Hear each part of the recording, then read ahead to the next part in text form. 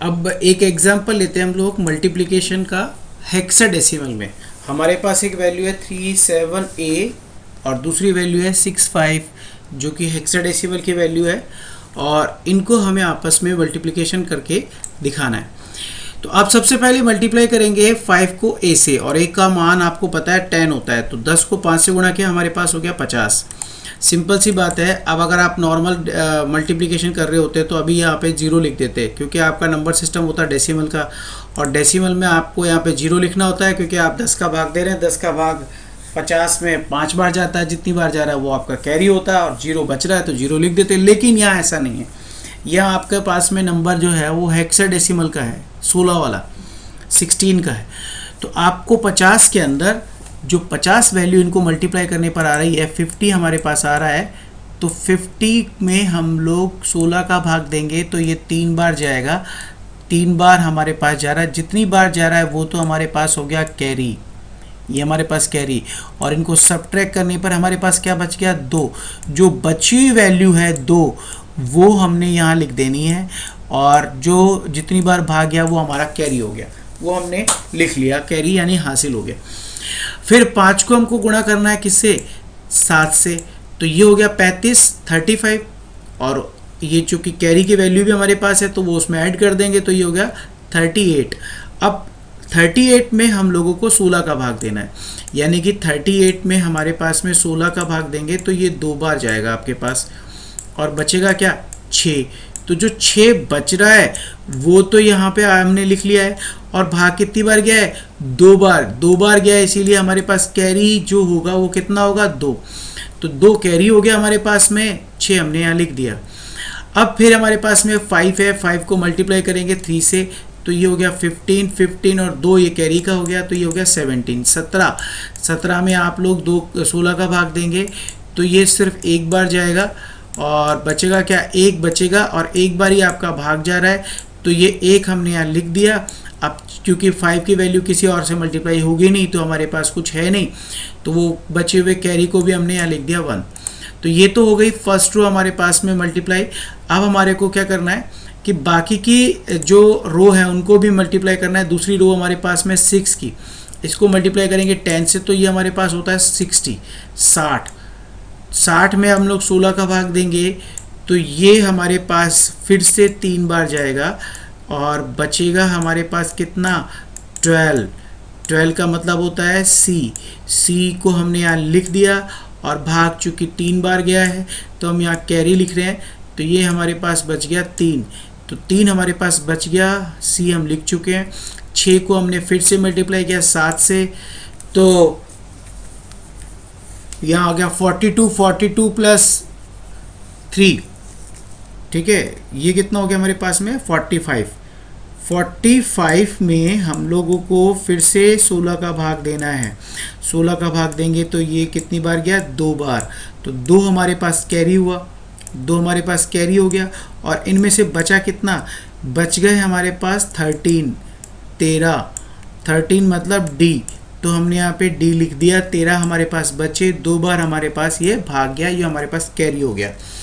Next 6 को हम गुणा करेंगे किससे, 3 से, तो ये होगा 18, और 18 चूँकि हमारे पास यहाँ पे कैरी भी बचा हुआ है तो 18 प्लस 2 यानी कि 20।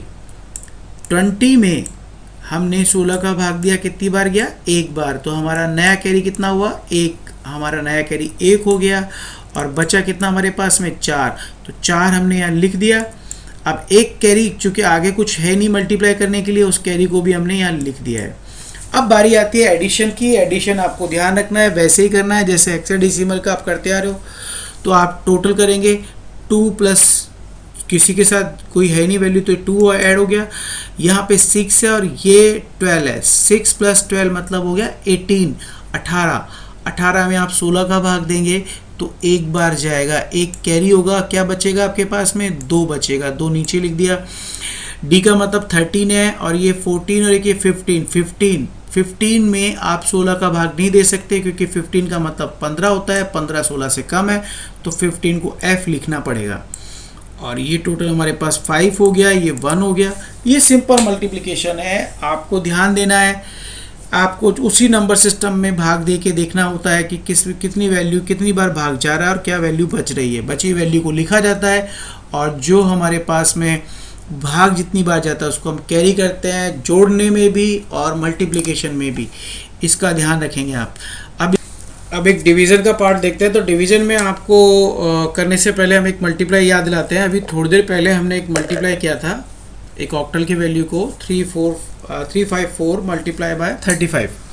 तो उसका रिज़ल्ट आपके सामने स्क्रीन पे है 15274।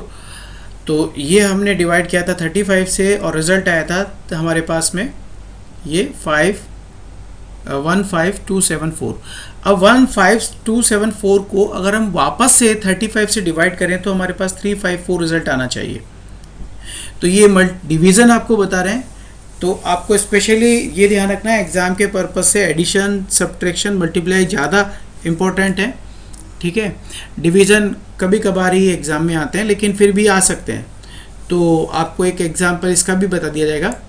तो वहाँ देखें, अब हमारे पास वैल्यू है 15274। ये एक ऑक्टल नंबर है। और अच्छा एक बात ध्यान रखिएगा, ऐसा भी हो सकता है कि एक वैल्यू आपको ऑक्टल की दी गई और दूसरी कोई और नंबर सिस्टम की। तो आपको ये ध्यान देना है कि रिज़ल्ट किस में मांगा गया है। जिसमें रिज़ल्ट आपको मांगा गया है कि तो दूसरी वैल्यू जो कोई और नंबर सिस्टम की है उसको आपको कन्वर्ट करना पड़ेगा। ठीक है, तो ये मैं भाग देने के लिए थोड़ा इजी कर लिया है। यहाँ साइड में आप देख रहे होंगे एक टेबल सी नज़र आ रही है आपको। तो हमने क्या किया है, 35 ऑक्टल नंबर को 1 ऑक्टल नंबर से मल्टीप्लाई करके लिख दिया है। ये ध्यान रखिएगा, ये मल्टीप्लिकेशन ऑक्टल नंबर में है। 35 इंटू 2 जो ऑक्टल नंबर है, ठीक है, ये 35 को हमने 2 से मल्टीप्लाई किया, ये भी ऑक्टल नंबर है। और हमने यहाँ 72 लिखा है, वरना आप नॉर्मल मल्टीप्लाई करते तो यहाँ 70 लिख देते, 70 लिख देते। ये ऑक्टल नंबर में मल्टीप्लिकेशन लिखे गए हैं और ये 7 तक ही होंगे क्योंकि 8 ऑक्टल में होता ही नहीं है। तो हमने यहाँ पे 7 तक मल्टीप्लाई करके रखा हुआ है ताकि हम लोगों को ये टेबल देख के मल्टीप्लाई करने में दिक्कत ना आए और हम आराम से लिख सकें। तो जब आप 35 को मल्टीप्लाई इतने से करें कि फर्स्ट 2 या 3 डिजिट्स आपके इसके नियरेस्ट आ जाए, तो हमारे पास हम देख रहे हैं कि हम लोग यहाँ पे अगर थर्ड पार्ट को देखें 127 हमारे पास है और हमारे पास वैल्यू है यहाँ पे 152। जो फर्स्ट 3 डिजिट्स है हमारे पास 152 है। 152 में अगर मैं भाग दूँ यहाँ पे 35 का ऑक्टल के हिसाब से तो 3 बार भाग जाएगा, 127 आएगा। तो हम यहाँ 127 लिख लेते हैं और भाग हमारे पास कितनी बार जा रहा है, 3 बार हमने लिख लिया। अब यहाँ पे आपको सब्ट्रैक्शन भी यहाँ पे ध्यान रखना है, ऑक्टल के हिसाब से करना होगा। नॉर्मल आप सब्ट्रैक्शन कर लें। अभी यहाँ पे 2 में से आप 7 को घटाएंगे तो घटेगा नहीं। तो यहाँ पे आपको क्या करना है, वैल्यू यहाँ पे कैरी करनी है, बोरो करनी है, सॉरी।